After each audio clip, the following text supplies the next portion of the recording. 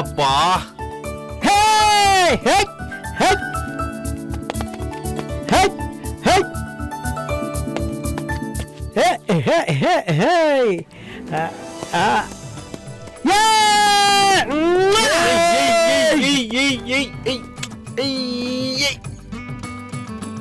రే అడుగురా.